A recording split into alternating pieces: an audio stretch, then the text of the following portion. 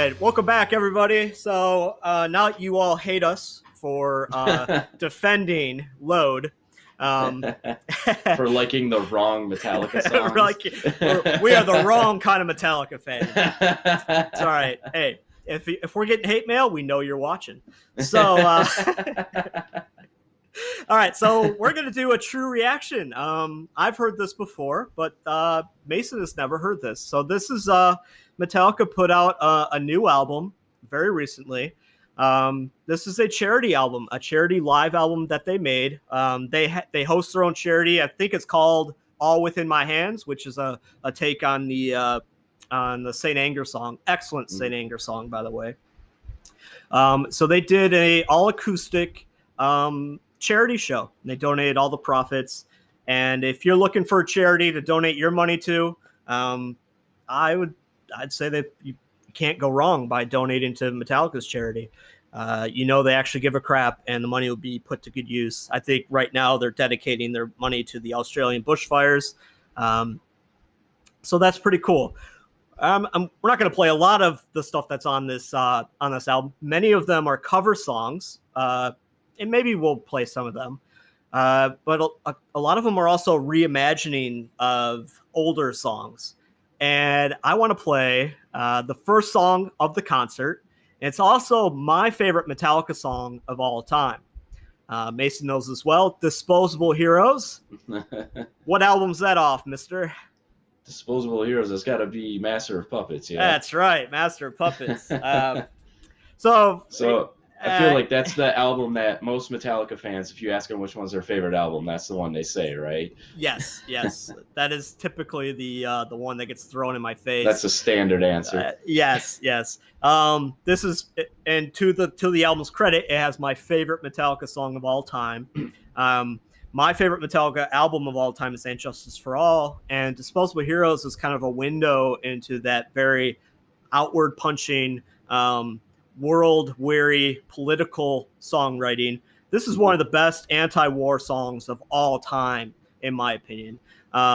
This is right up there with Bob Dylan's "Masters of War," and I love it because it tells the anti-war story, much like Metallica's One, which I'm sure we'll do eventually. Tells it from the soldier's perspective. And the chorus is great because there's a conversation between the soldiers that are fighting and the ones sending them to fight. Mm-hmm. So this was kind of a mind-blowing song for me when I first heard it. But I will say that it didn't quite connect with me until a little bit later in life when I became a little bit more in tune with world events. When I was in middle school, yeah, I loved it, but I'm not sure if I connected with the message until I got a little bit older. So this is Disposable Heroes. Dude, what you're going to see on this album is it's acoustic bluegrass. You're going to hear steel guitars. You're going to hear a mandolin, and it takes a man to play the mandolin. And it's a different arrangement, different style. Right. So very different.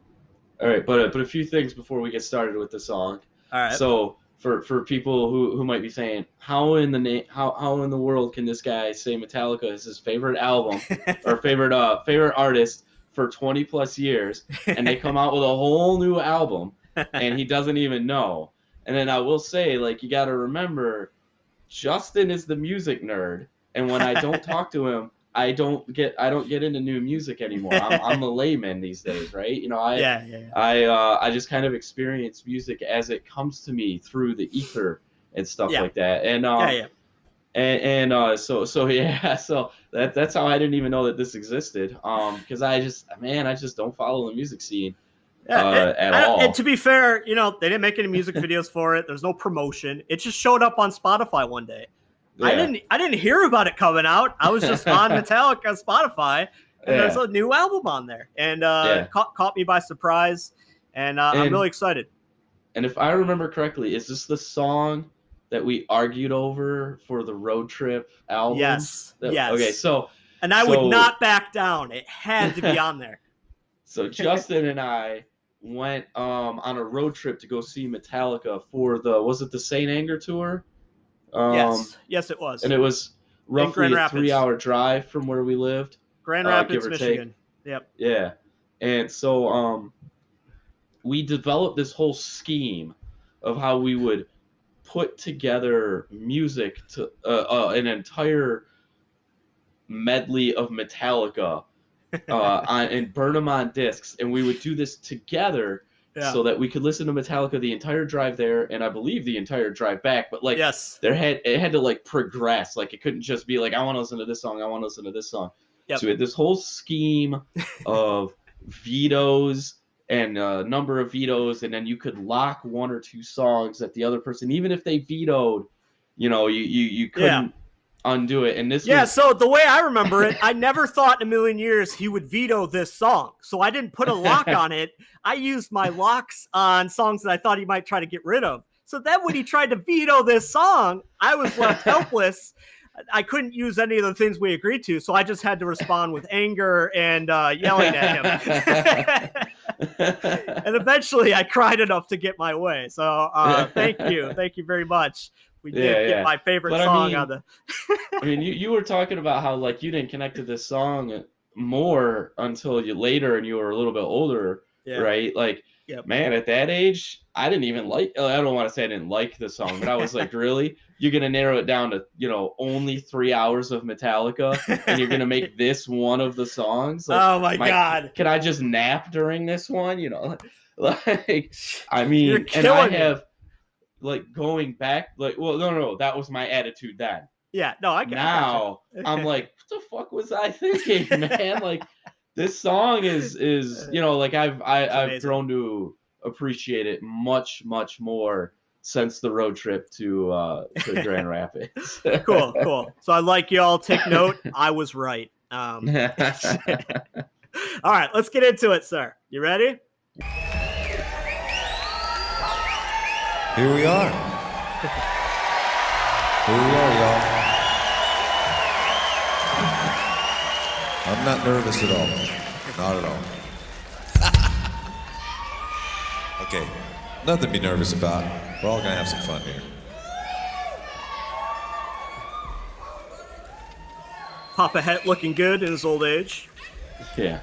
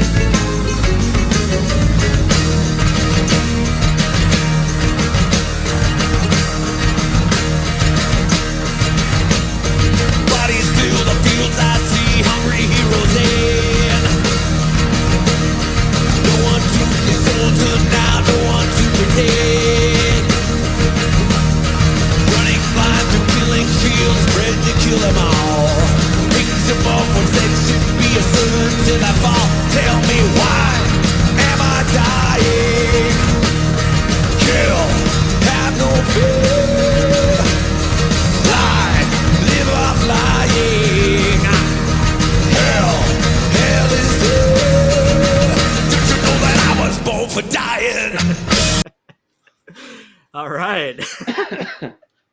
So, all right, first take. My reaction. That sounds so different from the original. Yeah. It's like almost unrecognizable at first. Yeah. But man, I love it. Like, as he gets into it, like the way he's singing, like, because you can't just kind of scream it like you did in Master of Puppets without the electric guitar and everything, Yeah. Like the way he's singing it. I mean, I like it. I really like it, man. And all right. We talked about how like we both had to get a little bit older before we really connected with this song. I feel like that maturity is what you need to appreciate this. Like, it's like, yeah, this is like that on steroids. Like, because it's not, obviously, since it's acoustic, they can't punch you in the face with the guitar. So it's more soulful. It's more you hit a certain age and you start thinking about your kids going off to war. The words in this song have a very different meaning than they did when you were in high school, and it was a little bit more glorified and you were thinking about killing people on the battlefield, you know? Absolutely. And I'll say personally, you know, my oldest is 16. And so, you know, for those who might be watching this years from now, it is January 2020. We're listening to this. We just had a pretty significant escalation of tensions with Iran recently, and definitely the thought crossed my mind, man. Is like you start thinking about what would happen if we were in a position where we had to start a draft again, and you start thinking back to previous generations where the draft is more of a common thing, and thinking about sending my 16-year-old off to war, it seems so like it just could not possibly happen. But you know, our history is full of those stories, and parents having to see their typically boys go off to war, maybe for wars they don't agree with, sometimes wars that they do agree with, but still, that sense of loss, or fear, I think is something to think about, and I think any father or mother could relate to this if you look at it from the perspective of sending your children. Yeah, man. So cool. I'm glad you dig it, and I like to say, you know, Metallica's done other acoustic music, and I've actually seen Metallica do many acoustic sets of old songs in some of the concerts I've seen, but never with these folk instruments. The mandolin and the tabletop steel guitar, slide guitar. And I love it because it brings, I mean, protest music, it was born out of the folk movement in the 60s. So this kind of takes it a little bit, puts it in the Bob Dylan world, which is kind of, I always saw Hetfield as a Bob Dylan-esque level political songwriter. Not songwriter in general, but political wise, I think he is that level. And this song's a great showcase of that, and I think it just fits so well with this style of music. I love it. And I love the driving rhythm. But let's get back in. Yeah.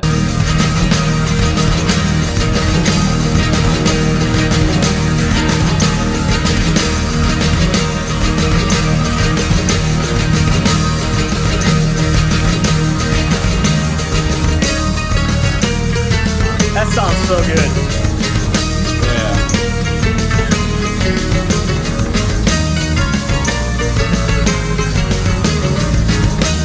I think Kurt's playing at 12th string. Showing off. Yeah, show off. Bodies fill the fields, I see hungry heroes in. No one to console to now, no one to pretend. Running blind through killing fields, bred to kill them all. Picks them up when they should be a servant till I fall. Tell me why am I dying? Kill, have no fear. Lie, live off lying. Hell is there. Don't you know that I was born for dying? I like how they stop.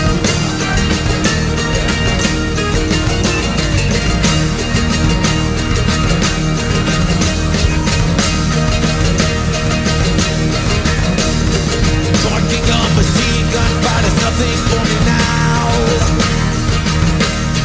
Sounding of the clock that takes used to it somehow. More a man must drop you with glory seeking trends. Bodies fill the fields, I see slaughter never ends. Tell me why am I dying? Kill, have no fear. I live up lying. Hell is here. Don't you know that I was born for dying?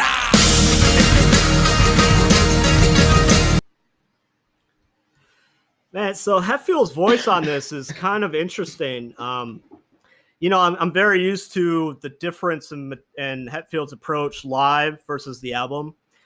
He typically does a lot more of those kind of soaring, cleaner vocals. You hear Yeah. that a little bit on this, but his voice is very gritty and guttural on this song. Mhm. Yeah. It sounds like he smoked a pack of cigarettes right before he went on. And for me, I think it's such a great contrast for the music. I love it. Yeah. I really love it. I love how Yeah. ragged it sounds. I don't know if he's channeling his inner Bruce Springsteen or something, but I don't know. But how you feeling? You still with it, huh? Yeah. I mean, I still really like it, and it's just Yeah. I'm getting really caught up again in the lyrics and how true they are, and man, like like the whole I was built for dying line.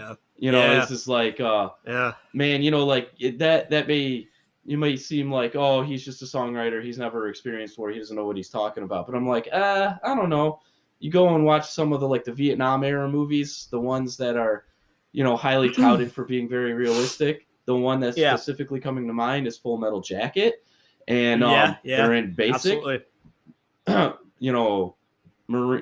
There's a lot in there about how Marines they exist to kill and die, right? Yes, that is their purpose on the battlefield. That is their purpose in life once you are a Yes. Marine, right? Like that, and then that's what he's echoing, right? Yeah.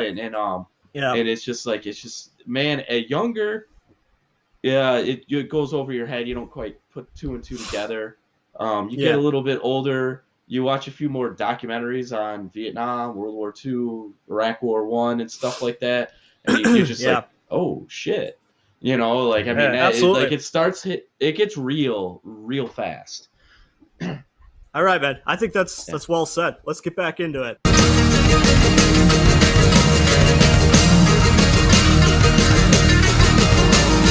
Get it, Kurt.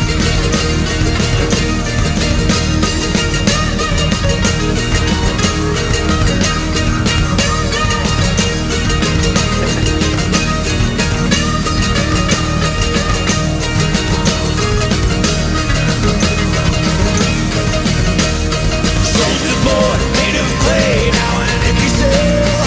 21, only son, but he's in this world. Friends killed, not to care, he just as we say. Finished here, greetings, death, yours to take away. Oh, I've been out before my thoughts, nothing could I say. Had no chance to see myself pulling day by day. Looking back, I realize nothing have I done. Left to die with only friend alone. I just my gun. Tell me why am I dying? Kill, hell is hell. Why live I flying? Hell is hell. Don't you know that I was born for dying? Woo! Yes, I was. I like that part. So interesting enough, the chorus that we're all used to from the Master of Puppets version, that whole back to the front part, Yeah. it's gone. It's not even in the song. Yeah. I mean, that's like, to me, one of the most iconic parts of the classic version. They just stripped it out, and somehow I almost do not miss it. Because it sounds like such a new song. I don't miss it at all. So I think that's really cool. Yeah, and I think at least for me, one of the reasons maybe this song took so long to latch on for me when I was younger is that back to the front part. Yeah, it's too I don't want to say on the nose, but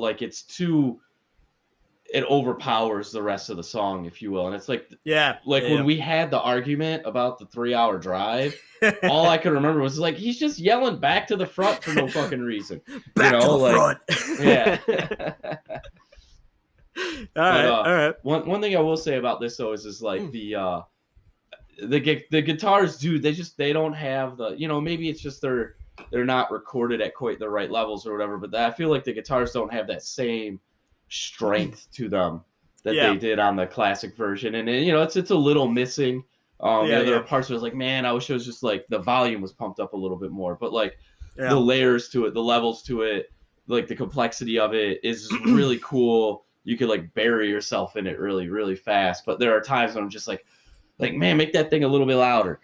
Yeah. What I did is I turned up the volume all the way on my laptop, which makes you sound like the voice of God. You're so loud, but at least I can hear the song at a good level now. So I hear you. All right, let's jump back into it.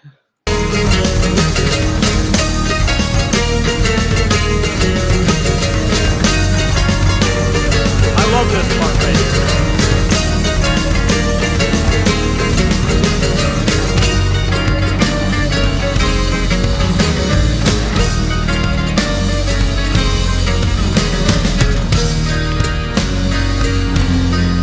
This is cool. A slowdown here, huh? Oh, yeah, they keep it back to the front right here. I forgot it comes back. There we go. Back to the front. There it is. When I see. Back to the front. You must die when I see. You must die. Back to the front. We will die when I see you will. Back to the front. You coward, you servant, you blind me. Back to the front. You will do what I see when I see. Back to the front. You will die when I see. You must die. Back to the front. You coward, you servant, you blind me. Back to the front. You coward, you servant, you blind man. Back to the front. You coward, servant, blind man. Back to the front. Coward, servant, blind man. Back to the front. Coward, servant, blind man. Back to the front. Coward, servant, blind man. Woo! Fuck yeah, man. Oh, I forgot that they brought it in at the end. Oh, dude, I love how they slowed it down and they made it sounded so ominous. It dipped out of like the driving bluegrass thing into something that felt a little bit more metal in a way. And I love the reimagining of that chorus there. I think it made it even more powerful than on the studio version. I really loved it. And it's interesting because the role of the narrator of the lyrics, the perspective shifts here, right? Because now you're hearing from the war chiefs or the commander officers, right? You're hearing from the the ones giving the orders back to the front. And I just think that's interesting how it's almost a conversation between the disposable heroes and the folks making the decisions. It's really good. Yeah, and one thing that's really interesting to me is that hearing that conversation, you would get a very negative view of the soldiers in general, the officers, because of you will do what I say when I say, you will die when I say you must die, and stuff like that. And what's really interesting is you and I grew up in a different era in America for the military. We grew up with Desert Storm 1, and there is a very strong patriotic love of the military. I used to collect the Desert Storm trading cards. I was into it. Yeah. And I was amazed to find out that prior to that, there was a very negative view of enlisted men in the military. In Vietnam, even though there was a lot of people being drafted, the soldiers would come back and be accused of being baby killers and stuff like that. Yeah, but even before then, before World War II, I found this out from my grandfather, is that he was, before World War II broke out, he was basically looked down on for being a soldier. Wow. So it is a much more recent and short-lived thing for us to be as thankful as we are to our service members and to look upon them as highly as we do, and to be that's a good thing. I'm not saying we should go back to the way it was, but I think James here, he's from an era that has a much more negative view of the military and of the servicemen in there specifically. back when James was growing up, there wasn't, oh, let me go shake this man's hand for fighting for my freedom. So that wasn't the mentality. That's a newer thing. And so, like, I feel like you could see how, with that mentality, you could see how someone would write a song like this, right? With those types of, you will die when I say you die. Whereas it's almost like you can't imagine a military officer saying that to one of their enlisted men now. Yeah, right. Yeah, I know.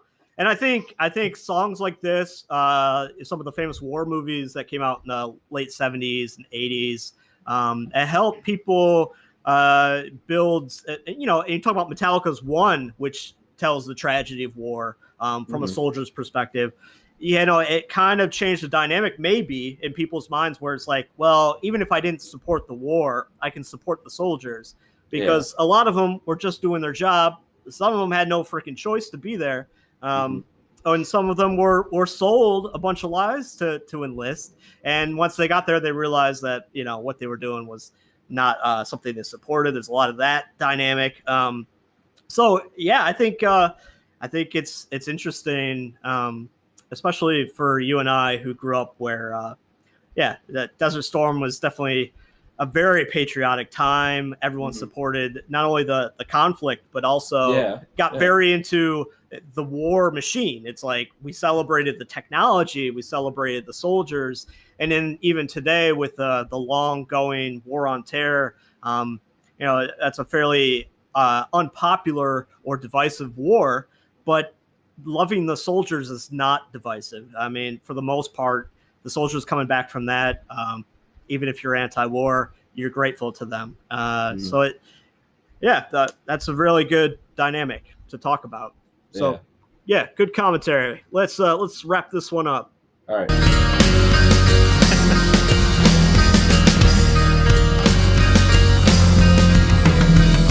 to the front. What I do when I see. Back to the front. You must die when I see. You must die. Back to the front. You will die when I see. You will. Back to the front. You coward, you servant, you blind me. Back to the front. You will do what I see when I see. Back to the front. You will die when I see. You must die. Back to the front. You coward, you servant, you blind me. Back to the front. You coward, you servant, you blind man. Back to the front. You coward, servant, blind man. Back to the front. Coward, servant, blind man. Back to the front. Coward, servant, blind man. Back to the front. Coward, servant, blind man. Man, I wish I was at this show. Tell me why am I dying? You have no fear. Lie, live out flying. Hell is here. Don't you know that I was born for dying? All right. So there we go. The latest Metallica release. So what is the there's a musical instrument where like you play it like with waving your hands, and it's like a theremin or something like that. The theremin, yes. Theremin, yes. yeah. There's one in there. I could hear it. I swear. No, there's not. There's not theremin on stage. I think there is. Holy crap. I was looking for it in the video and I can't see it. I think what you're hearing is the slide guitar. Yeah. No, man. Man, I'd be shocked. Maybe you're right. Hey, for those Metallica geeks, is there a theremin in the mix? I heard a cello on the previous song. I'm not hearing the theremin. So that's interesting. Yeah. So, like, what is it doing in the mix? What's, like, where? It sounds like it's almost holding, like, a constant note in the background. Interesting. No, but it's not a high note. It's more of a low note. All right. Yeah. Interesting. Okay. Yeah, that's what I think I'm hearing, man. Okay. All right. Maybe you're schizophrenic. All right. I'm schizophrenic every other video. You're schizophrenic on the other ones. That's right. All right, let's wrap this up. So that was Disposable Heroes on the All Within My Hands Helping Hands concert album that they put out. All the profits from this go to their charity. Please check that out. Please donate. We'll see you next time. Bye-bye. All right.